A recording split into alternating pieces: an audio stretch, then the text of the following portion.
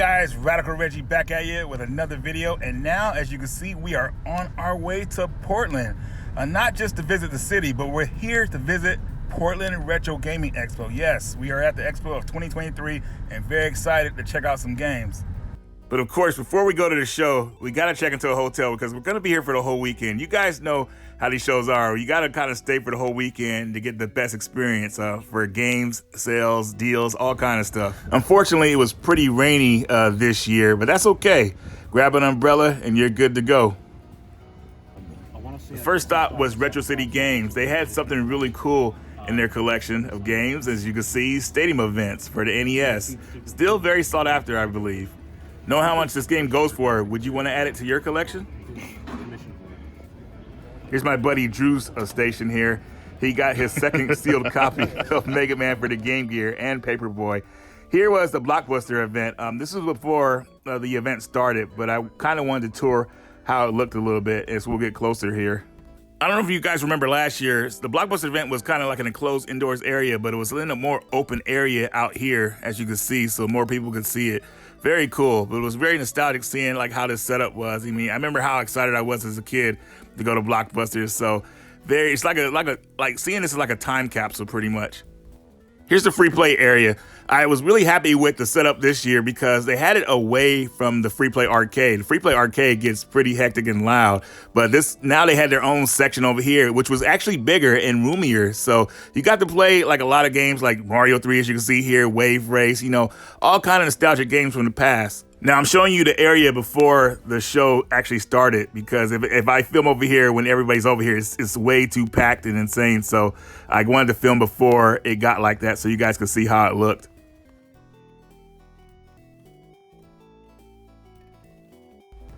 So this is me touring around the show before it started so you guys can see everything. Like I said, I like doing this because like when the show starts, it's too crowded to film anything. Like it's insane. So this is my only chance. Here's my buddy Marcus's stand. He had the Mario Kart display case from Toys R Us, an exclusive, a pretty cool item. And what's really cool about that actually sold for him at the show. So I know he was really happy he didn't have to take that back home. And of course, there's Malibu Mode 7, the new Dreamcast game for $20. Marcus making it happen. And lots of good stuff from him here. I was very impressed. He pretty much brought out like blazing guns pretty much with all this cool stuff. Now, I am kind of disappointed I didn't pick up the Mario Kart display case, which I should have. Marcus was willing to work out a deal with me for it, but I passed up on it, man. I thought it was too big to take home. But what's really cool about this thing, it actually lights up. And if I didn't say this before, this was exclusive from Toys R Us. It was like obviously a display case and everything. And yeah, looking at it now, man, I was like, dang, I should have picked this up. But I'm pretty sure you guys will see it in some Facebook group somewhere. All right, next day is the start of the show. So I'm walking to the show and I noticed that this Jeep had its window busted. Man, welcome to Portland. But anyways, I want to show you guys some of the cool booths I saw. Right on. And this was like officially released? Yes, officially released. Wow, very cool, man. 90s, yeah. Check this one. Oh, Street Fighter 2 on the Sega Master System, cool. Yeah. So it's just launching in Brazil. Dude, Brazil kept the Sega Master System going for a minute. Very cool, man. All official by Sega, so it's crazy. Also, Definitely. this one is Monster Boy, Wonder Boy. Yeah, Wonder Boy. Yeah, Wonder Boy. Boy. That cover is hilarious. Yeah. Yeah, they use like a very popular character in Brazil, Monica. Okay. It's a mod, but official by Sega. Okay. Yeah. Very cool. Nice, guys. Oh, man. Cool stuff.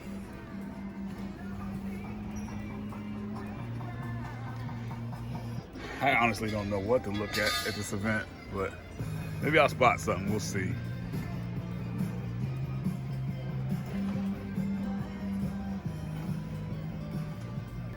Here's something I always like seeing at the event, and they've been doing this pretty much every year.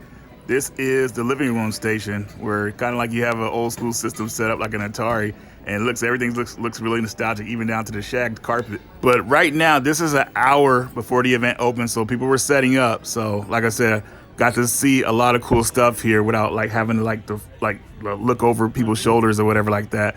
But as you can see in here, there was a lot of good stuff at the show. But man, I was kind of overwhelmed because I wasn't really looking for anything this year. Now, of course, I did find some stuff, which you guys will see at the end of the video. But I wasn't really looking for anything. You know, I almost saved a little bit of money this year, honestly. But I always find something unique, and that's what I love about coming to these shows. Even though I'm not looking for something, I'll always find something. And this year, they had over 300 vendors at the show. So, man, you would find plenty of vendors selling games. So that was really nice. I got to ask, looking at this NES set here, does people still collect NES like crazy? I feel like everybody who collected like a lot of NES games are pretty much, they plateaued their collections, or they're kind of done collecting for it. I don't know. I don't really hear a lot of people talking about it, but maybe I'm not looking in the right area. But anyways, some cool vendors here. Oh, man, look at this. Retro Game Trader. They're based in Portland, I believe. And another castle was there. Another castle, always awesome. Me and Jason did a pickups video about some games we got from them. And here's like this Silent Scope variant, which I've never seen before. I should have picked that up, you know. But maybe next time. I don't know. Maybe they still have it. I'll ask the owner and see if he still has that in stock. Another castle, always bringing the fire to these shows. Very impressed with what they bring. I think I got a couple items from here. I can't remember which right now. But yeah, I'll show you guys towards the end of the video. But yeah, you can see their booth here is pretty big. And they had a lot of sales going on. Lots of cool games you can see. Well, somewhat see. I'm kind of like just scrolling along here. But man, it was definitely impressive. And even my buddy Ben, he found some cool stuff here. So there's Ben right there making a deal happen. Also, too, I want to mention, at these shows, not all vendors will do this, but sometimes, you know, if you bring some trade to these shows, if something's too expensive or you don't just feel like paying a certain price, you can bring some trade to help like soften the deal, you know. So just be aware of that, because I actually brought some trade and I traded to Retro City Games, which you saw earlier in the video, and I got some stuff, which I'll show you here in a bit. But yeah, here is still people haven't set up yet all the way. Well, we're not open yet, so stuff was covered up, but still doing my rounds, of course. Nah. Is for display, or is that for sale?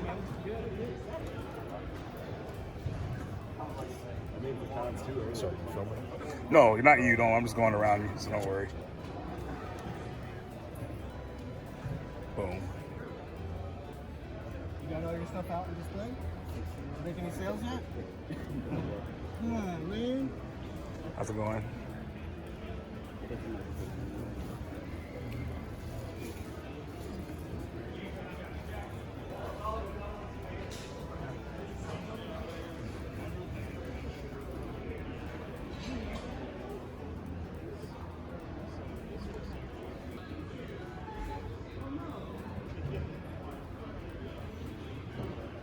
Dude, a WADA 5.5A sold for $3,500 months ago.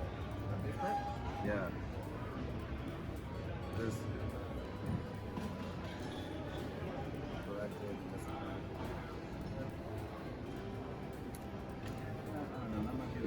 Oh, here was a booth I remember, man. I wanted to buy an item from them. They had a vinyl of Ease 8. That was real. Here's the person right here. Yeah. Really nice people here. They were, oh man, they offered me a good deal on it. And I totally forgot to come back. And I was just like, oh man, I hate that, man. Usually when someone offers you a deal, you should take it immediately, because if you don't, you'll either forget about it or someone else will get it. And there's the Ease right there.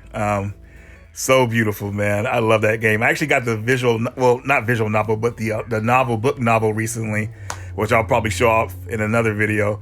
But I always like seeing Game Boy games in box. I'm so happy that I was ahead of the game on collecting for this stuff, because the prices for that stuff now is pretty insane.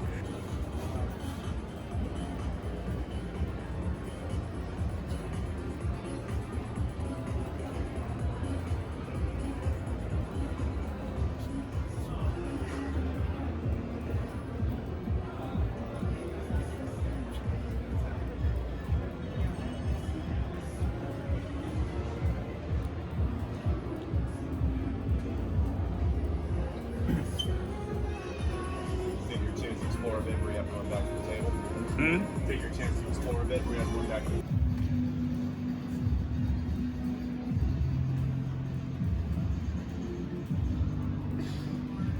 you guys doing? Hey, pretty good over yourself. Well, pretty good. Here's Pixel Frames booth. You guys have probably seen I did a couple videos for them over the years.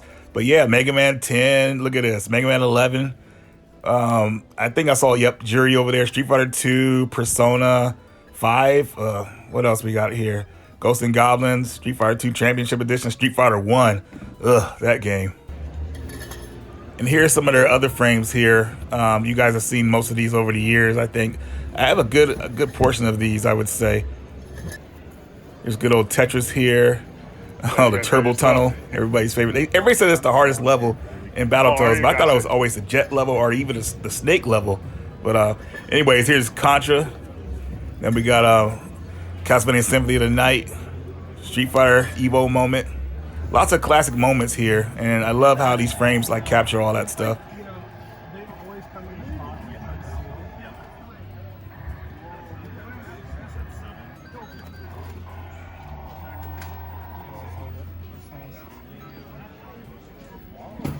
Yeah, that's what I'm looking for on it. But if you do cash, I'm willing to go down. This is probably one of the weirder items I've seen for the show. Super Ride Grandpa. Huh. Let's open this up.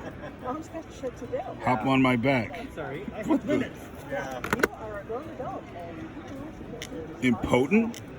Only good boys and girls can beat game.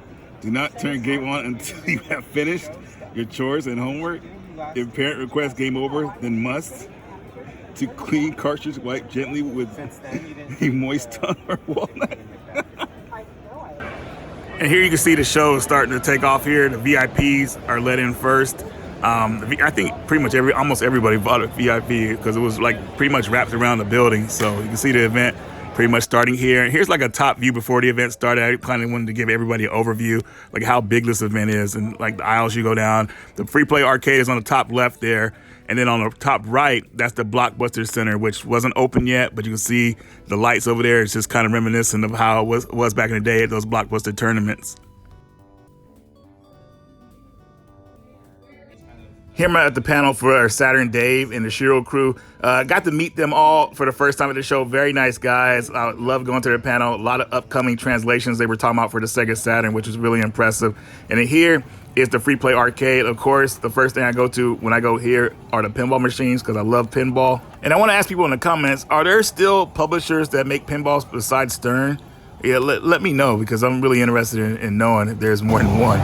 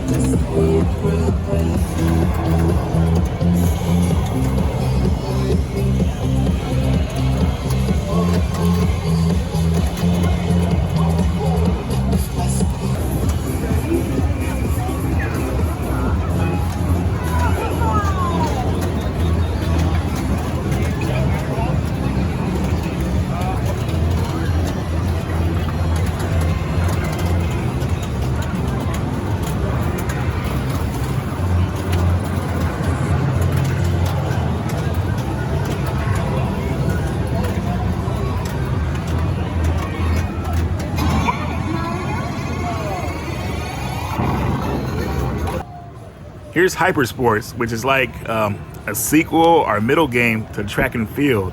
Never seen this game before. Was really impressed with what I saw.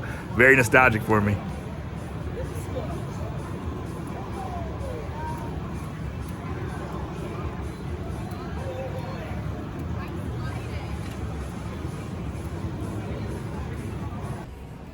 All right, so here's another cool table I got to check out. Can you spot the hidden gem? No, I'm just kidding. Of course you guys can see it. But a lot of good stuff at this table here. You know, this is like, I believe this is like one of the last ones I got to see on that day. I can't really remember, but I was surprised with what I saw here, and I was surprised a lot of stuff was still sitting here. But maybe stuff was a little bit too pricey for some people. That's why. But still, overwhelmingly, a lot of good stuff. Here's our friends at Retrobit, always bringing out the classic stuff. They had a lot of their legacy stuff listed and their upcoming stuff as well. So, man, always impressive to see them at these events. They actually ran into like a problem at first. FedEx didn't drop off their stuff at the shows, so they were kind of like sitting without any of their product. But luckily, they made it happen. They got their stuff in time for the show, which is really nice. So, happy for them. But yeah, here's the 8-bit controllers they have here, wireless. Of course, the Game Boy controllers, which I actually talked about in the video before. And then here are their legacy items. This is stuff that's sold out from them, but you could probably find it from a secondhand seller online, but I don't think you'll find it for the price you want. But still cool to see this stuff here. I'm not making it up. I just picked this up. So the Valis set is really nice. I like Leyland's and Metal Storm. Metal Storm we're out. Oh, okay. That one's we don't really. Third party. Yeah, no problem. But yeah, I love those. Oh, I didn't even. Is that out? No, this is The LVN top. these are production sample of weekly. Okay. And we're just in production Got it. around February. You'll want LVN top. What is it on top? We got right now.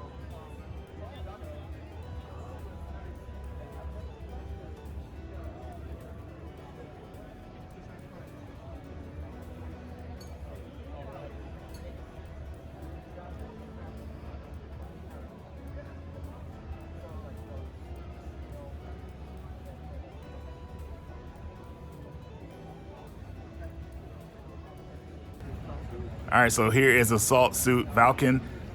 Pre-orders end on this November 5th. This is for Super Nintendo. This is the uncut version of the game. That's right. That scene at the end of the game, you guys know what I'm talking about, where somebody, yeah, that is included in this version. So definitely pick this game up. I'll have another short video where you guys can check it out and everything. So yeah, but November 5th, guys, you better pick this one up before it's sold out.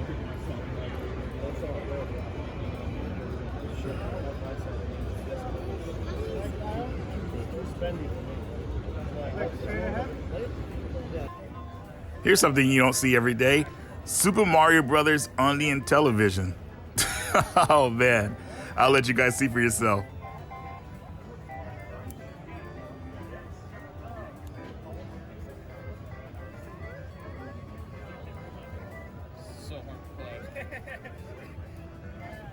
So hard to play. Yeah, that definitely looked hard to play. But here's the event, you know, from top view, how packed it was. You know, I wanted to give you guys another view of it. You know, now that it's open and everything like that, you can see how it was. And this is kind of like, this is in a way saying it was mild. You know, it was even more packed than this. Here's the Evercade panel. It was nice seeing this because they were pretty much discussing like maybe possibly upcoming projects and what they would like to see in the Evercade in the future. But man, I gotta say, the Evercade has really impressed me with its releases. Here's Pyronaut Eric.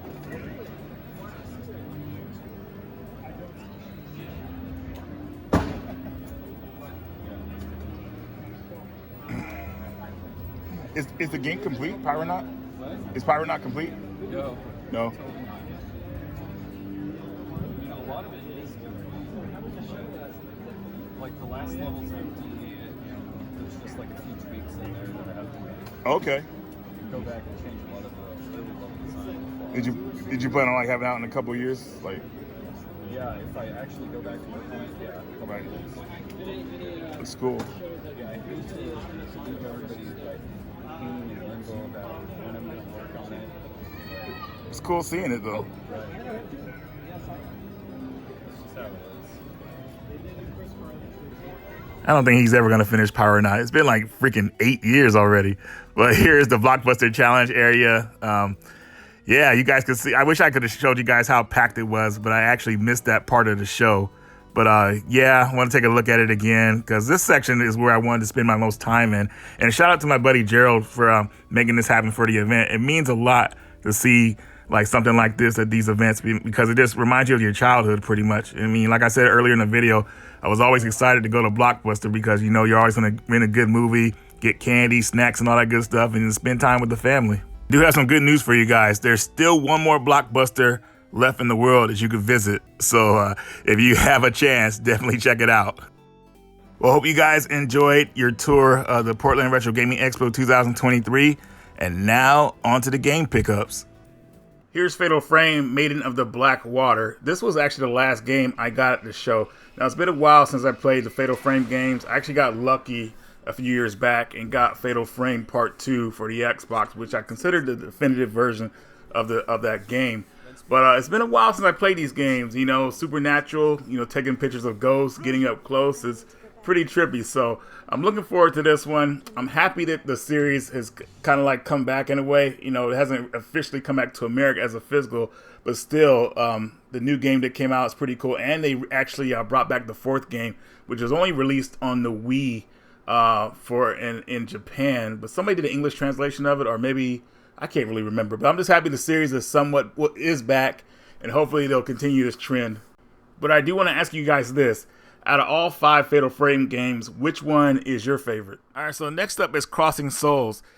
I played this one back in 2018, and I kind of fell off from it because I remember I was doing a lot of live streams back then. I was playing this on a live stream, but my YouTube, it got suspended, so I couldn't do any live streams, so I just kind of had stopped playing it. But I saw the physical was available, decided to pick it up. And what I remembered this game, it was an open world action RPG where something happened back in the past, and I believe you could go to like this dark world. You play as like these teenagers and you go to this dark world. I vaguely remember it, guys, but I'll get back into it. But wanted to pick it up as a physical because it looked pretty cool.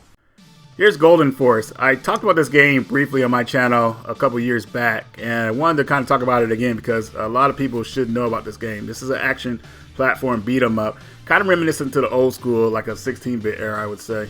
Now, this game has a lot of great ideas, but unfortunately, if you play solo, it's kind of tough. It's still fun, but I just wish that they would have implemented what I always talk about, online play. Now, you can do that shared play stuff, but you got to have pristine connection for it to work properly. But anyways, definitely a fun game. As you can see here, I would say you guys should definitely check it out.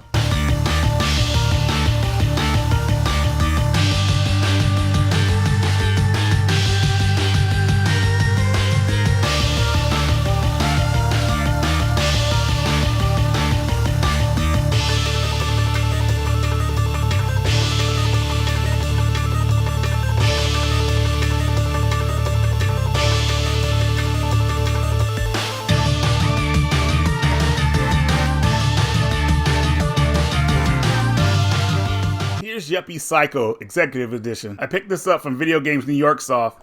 This is a survival horror game, and it's from the makers, if you guys remember that game I did back in the day called Count Lucanor. It's from the same makers who made that game. So this is a survival horror game where you play as a man going to his first day on the job, and there's a lot of crazy things happening in this building. I don't want to spoil too much, but you have a lot of choices in this game. After seeing some of the craziness this game has to offer, you're given a contract, and if you sign that contract, that's pretty much where the game starts. But you can also opt not to sign the contract.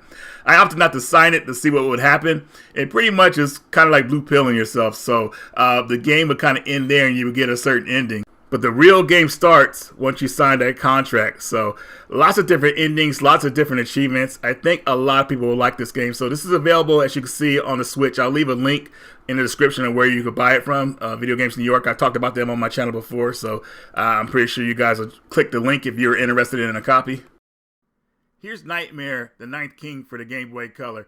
So obviously you could tell this is a homebrew game, and the guy told me he had to import these from Europe to bring them to the show. So I said, you know what, man, I'm not going to miss this opportunity. So these play like Castlevania games. In fact, I'm pretty sure these games were inspired by Castlevania. Not the Metroidvania games that we know today, but more like the old school style, I would say.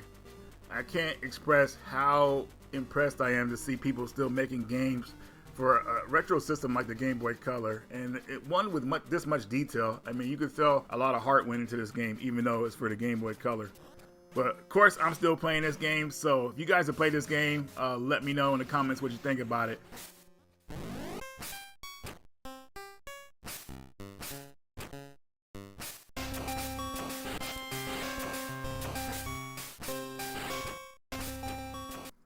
Here's Hyper Parasite. So I picked this one up because I actually like the games that Nicholas puts out, and I believe this is like a twin stick shooter where you play as the parasite. I thought you were going against the parasite, but you are the parasite. You can pretty much like possess any human you want and copy their abilities while you're trying to go through the game.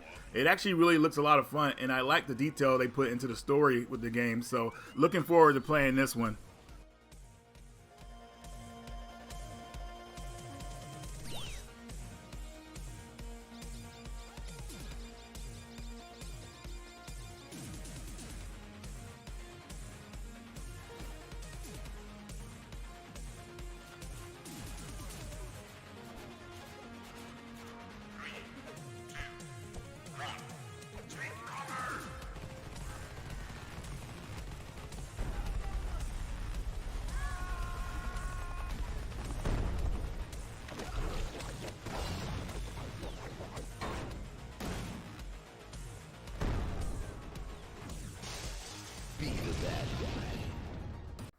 Here's Sense. So what I was told about this game is that this is a survival horror cyberpunk game.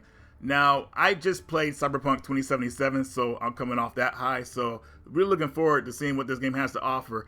Now, I heard in the beginning the reviews weren't great for the game, but they did patch it and fix a lot of issues people had with it. So I'm assuming that the patch version is on the disc. So because hopefully, I mean, if it's not, then that's insane. But anyways, I'm looking forward to playing this one. If you guys have played it, please let me know in the comments what you think about it, because I'm wondering if this is a hidden gem maybe. But if not, we'll move on to the next game.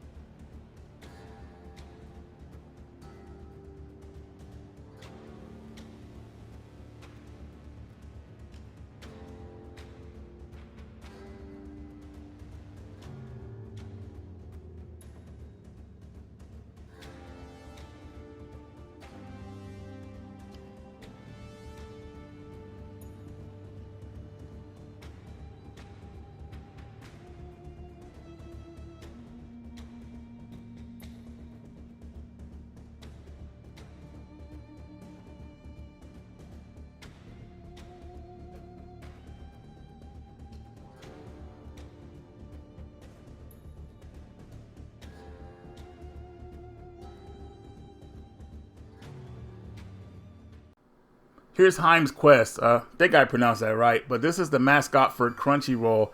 And what I was told, this is a brand new Game Boy game that was released a few months back. It plays like a Zelda game, so that was right up my alley. If you play Link's Awakening, I think that's what people will most be familiar with when it comes to comparing these games. But I hear it's not that long, so I hear it's like maybe like, I think maybe your first time playing it, maybe about 3-4 hours, which is totally fine for a portable game. But in general, it's just nice to see like Game Boy games like still being made. Like it's just, when I saw this is probably one of the highlights I saw at the show, because I had no idea this game existed. So seeing this at Limited Run's booth, I was like, wow, dude, I gotta grab this. But you guys let me know what you think about this one if you've played it.